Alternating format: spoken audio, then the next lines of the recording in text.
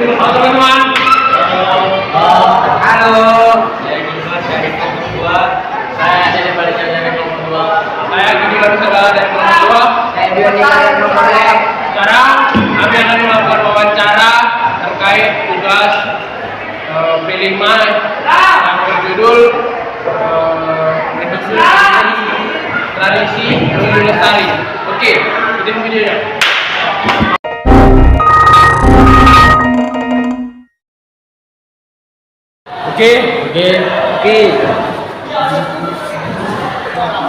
Oke.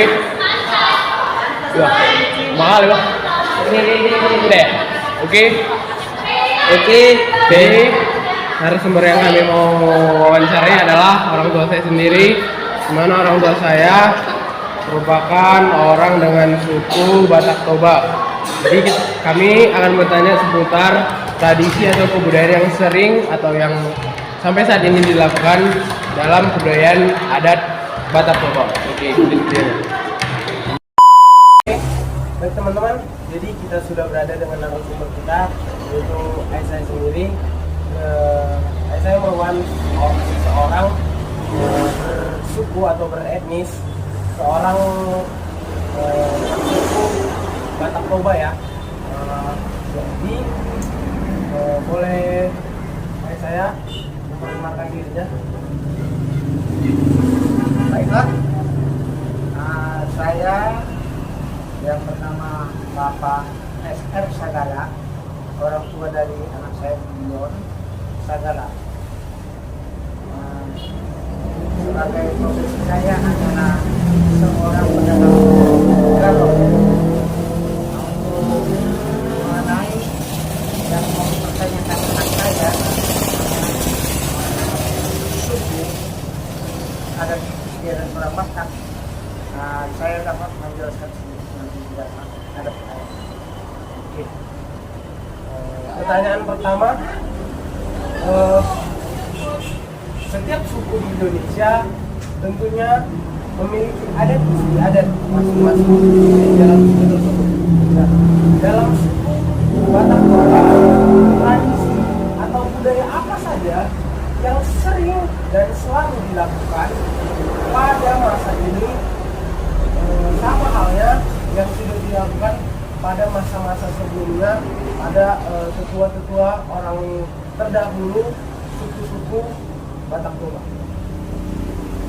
Baiklah, untuk acara tradisi-tradisi yang dilakukan pada saat ini dan telah berlaku pada zaman dulu, banyak sekali yang adat istiadat atau tradisi-tradisi yang dilakukan orang Batak. Salah satunya contohnya kita melakukan dari tradisi untuk pernikahan, bila mana seorang anak menjalin cinta perempuan dan laki-laki, maka dari percintaan mereka ini akan timbullah suatu langkah untuk pernikahan. Untuk melakukan suatu pernikahan, kalau ada orang Batak, yang pertama mereka lakukan itu adalah melamar. Bisa dibilang melamar itu artinya markori-kori dinding. Mereka sebelum menentukan tanggal atau apanya, markori dinding artinya berbincang-bincang untuk menentukan langkah-langkah daripada pernikahannya. Untuk selanjutnya mereka melakukan sebelum menikah ada istilah pranikah atau martupol. Di dalam martupol ini mereka melakukan, kalau dibilang umumnya, meminang tukar cincin. Bisa mereka sudah melakukan itu untuk sebulan ke depannya atau 2 minggu ke depannya. Bahkan ada juga yang lebih dari 2 minggu. Melihat dari kesepakatannya, mereka itu akan apa? Berpesta. melakukan pesta pernikahan, terlebih mereka itu Maria Raja. Mereka berbicara orang-orang tua, ya anak maupun dia perempuan untuk melakukan satu acara perbincangan apa yang dilakukan untuk di dalam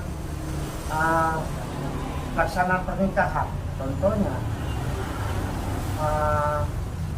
akan menyampaikan berapa kulus, akan menyampaikan makanan yang harus disampaikan apa kepada siapa perjamparannya. Di dalam hal itu apa yang mereka bicarakan nanti di situ itulah yang akan dilaksanakan pada saat puncak dari pesta pernikahan. Mereka itu lakukan, kalau pihak si perempuan membawa ikat mas, pihak si laki-laki membawa daging, itu tukar menukar. Nanti akan disampaikan di pelaminan kepada pengantin.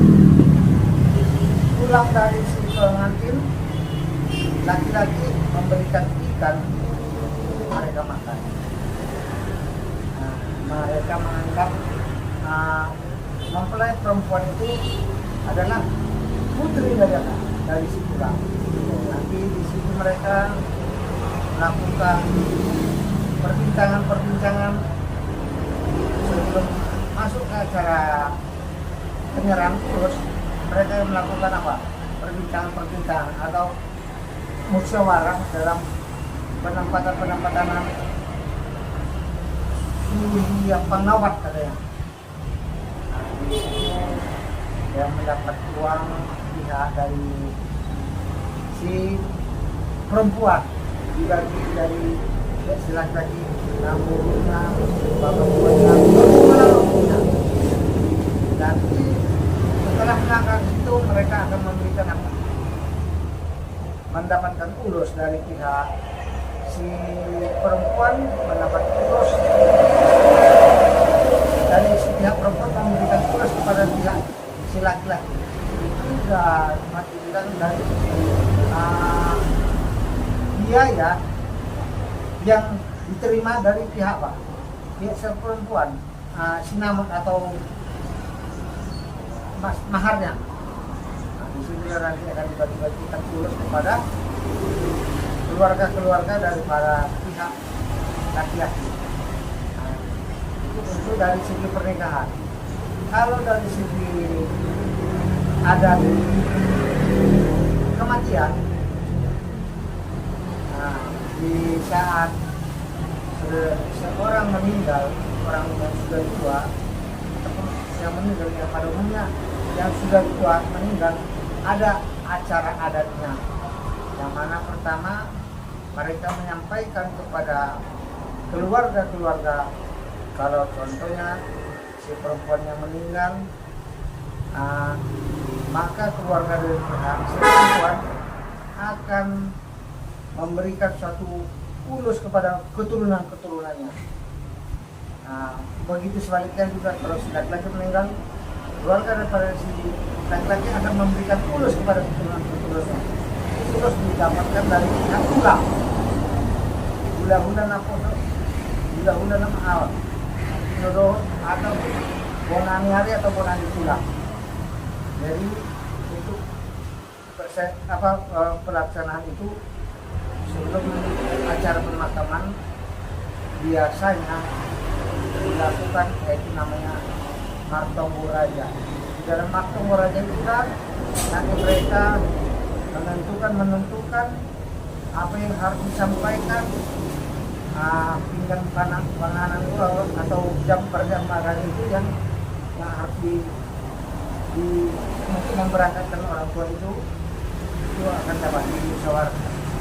Dalam Martonggo Raja, habis Martonggo Raja besoknya akan dilakukan namanya memasukkan jenazah ke dalam tubuh. Nah, ada juga upacara di situ memberikan ulos sapi atau ulos apa? Ulos tubuh. Nanti di acara puncak juga begitu berlangsung, yang berperan dalam memberikan ulos akan disampaikan kepada pihak korban dan beriringan dengan apa acara musik ini. Itulah namanya adat untuk pernikahan ataupun kematian. Nah, Pak, setiap acara adat atau setiap acara tradisi dalam budaya adat Batak tentunya melibatkan atau mengikutkan tokoh-tokoh tertentu, orang-orang tertentu dalam suatu acara tersebut. Nah, seperti acara Martonggo Raja tadi, Maria Raja, siapa saja orang-orang yang ikut atau orang-orang yang terlibat dalam acara-acara tersebut?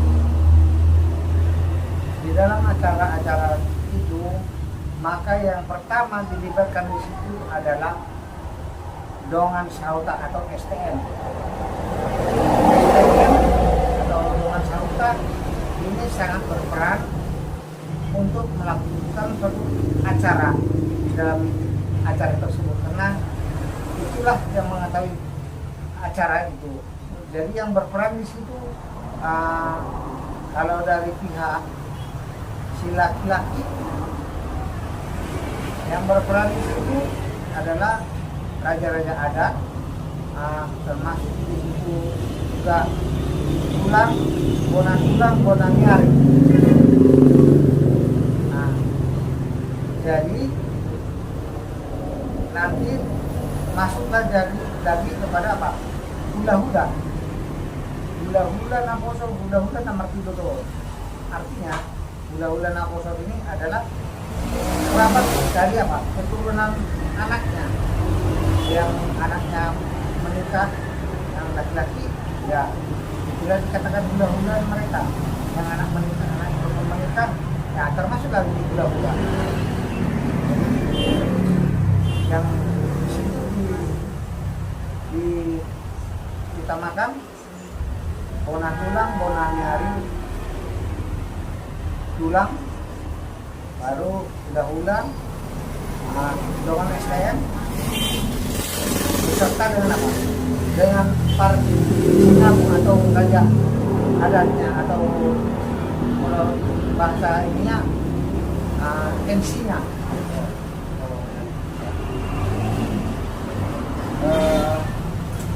Kalau bilang seiring dengan perkembangan zaman ini kan kebiasaan orang-orang dahulu dengan orang-orang sekarang tentunya berbeda ya. Contohnya seperti orang memasak, dulu orang memasak pakai kayu kan, Pak? Ya. Sekarang orang memasak pakai kompor. Dalam tradisi adat istiadat ini, apakah mengalami perubahan mulai dari sesepuh kita dahulu, orang-orang tua kita dahulu, kakek moyang kita, dengan kita yang sekarang ini? Apakah mengalami pergeseran cara melakukan tradisi tersebut? Kalau dari segi melakukan tradisi ada pergeseran. Kalau di Samosir, adat istiadat di Samosir dibawa kepada adat istiadat timur sudah berbeda. Jadi yang tadinya kepala ke kiri bisa jadi ke kanan, yang ke kanan bisa ke kiri. Jadi ada bahasa berkata di mana kita melakukan adat, disitulah adat istiadat yang kita ikuti. Bagaimana kayak prinsip di lingkungan itu mengenai adat, disitulah yang harus kita ikuti, dan kita bisa membawa ke apa yang terbiasa di Toba sana. Untuk ke sini sudah bertentangan. Jadi disitulah ada kesepakatan mengatakan dia taruh di sini naik gitu. Jadi apa yang kita termaju, ya itulah yang harus kita lakukan. Pak, sama ya seperti bahasa beberapa lanjut gimana mungkin tidak sebenarnya itu lah. Oke. Ini saya akan mengajukan pertanyaan-pertanyaan dari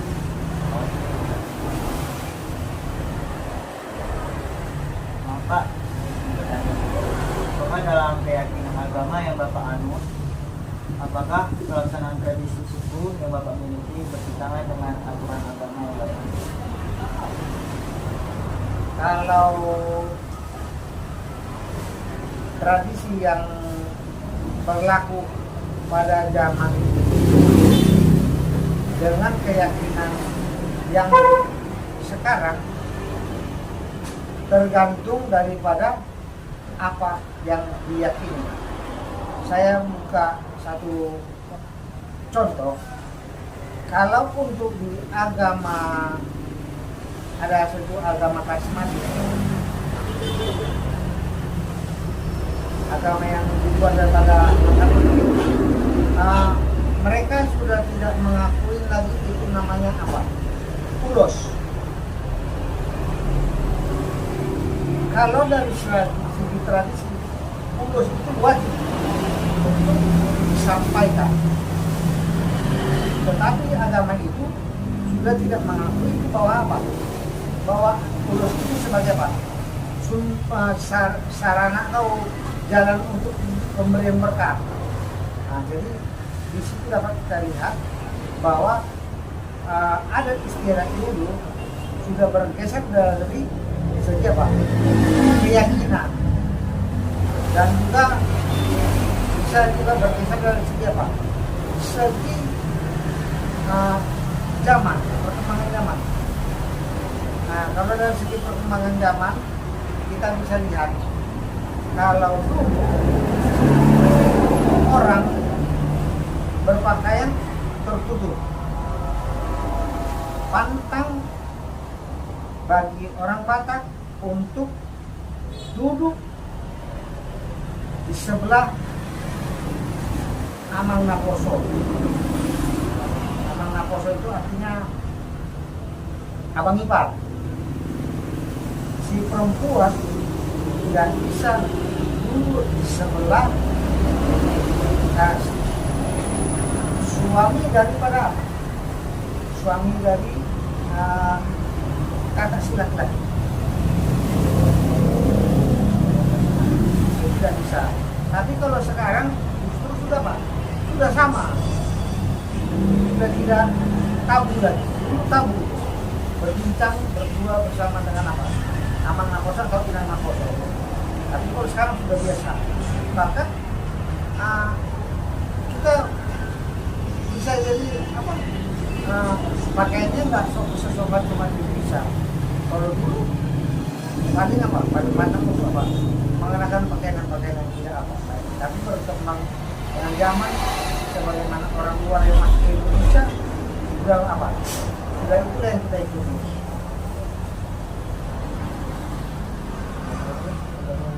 Kalau agama yang saya anut bertentangan dengan tradisi,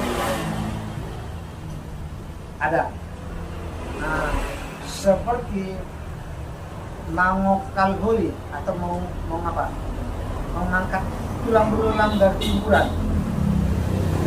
Dimana kalau saya agama Advent itu tidak bisa saya ikuti, karena di situ pada prinsipnya memanggil roh. Maka ada di situ nanti akan ada kesurupan memanggil apa? Padahal itu juga bertentangan. Yang kita anut adalah yang Maha Kuasa. Tapi kita mengamankan roh, mengamankan roh. Adalah kalau dari keyakinan saya sangat bertentangan. Pertanyaan berikutnya, Pak, apakah tradisi tersebut bertentangan dengan hak dan norma-norma yang berlaku? Kalau teringat tradisi yang apakah bertentangan dengan HAM? Serta norma-norma, saya bilang tidak. Di mana adanya, ya disitulah keyakinan. Kalau kita bilang sana, ya tidak bisa salah karena itu keyakinannya, itu norma-norma. Ya, kalau dari segi HAM, ya kalau HAM dibilang karena yang dilakukan pun tidak ada yang mau mencelakakan. Jadi apa yang mau dibilang melanggar? Kalau norma-norma tergantung apa? Kepercayaan adatnya. Adatnya ya harus begitu ya ngomong begitu. Ya kalau kita bilang melanggar, nanti terjadi apa? Benturan. Jadi apa yang dilakukan oleh kepercayaan orang Bali tidak bisa kita samakan dengan yang kita lakukan oleh upacara orang Jawa. Apa yang dilakukan orang Batak tidak bisa disamakan dengan orang Toraja. Nah, seperti orang Toraja yang kita ketahui, mereka tidak pernah menenteng mayat itu ke kuburan. Mereka memanggil apa? Melalui roh, jalan sendiri. Ya, itulah keyakinan mereka, itulah kepercayaan mereka. Jadi kita tidak melanggar, tidak. Kalau kita menyalahkan, memunculkan satu keyakinan orang, itu adalah salah. Itu berdasarkan apa yang mereka yakini. Pertanyaan terakhir, bagaimana tanggapan Bapak dengan tradisi yang perlahan mulai menghilang dengan berjalannya waktu, di mana anak-anak kita sekarang tidak begitu peduli dengan perkembangan budaya atau tradisi yang mereka miliki? Kalau tanggapan saya untuk masalah tradisi yang sudah mulai hilang di masa sekarang oleh anak-anak muda, saya menghimbau supaya para anak-anak muda janganlah melupakan suatu tradisi, karena kita yang hidup di dunia ini tidak terlepas daripada tradisi. Mau kita di dalam kandungan kita dilakukan tradisi, ya kita contohnya dalam kandungan, kalau orang Batak 7 bulanan melakukan apa? Acara. Bahkan orang Jawa pun begitu, melakukan permandian 7 bulanannya kalau yang saya lihat. Jadi kita dari mulai dalam kandungan, lahir dan kematian sekalipun, kita tidak terlepas daripada tradisi. Jadi janganlah kita meninggalkan orang muda adat istiadat kita, karena kita itu bagian daripada kehidupan kita. Dari kita lahir sampai kita kematian pun adat istiadat itu berlaku untuk kita semua. Baiklah, setelah sesi wawancara yang bisa dilakukan oleh saya sendiri, saya mengucapkan terima kasih kepada orang saya karena sudah mau diwawancarai mengingat dia sibuk. Saya mengucapkan terima kasih Pak. Demikianlah wawancara yang bisa kami lakukan mengenai tradisi, mengenai proyek kelima kita, yaitu tradisi Meneguru Lestari. Jika ada salah kata atau salah perbuatan mohon dimaafkan. Terima kasih sudah menyaksikan. See you. Dadah, Pak.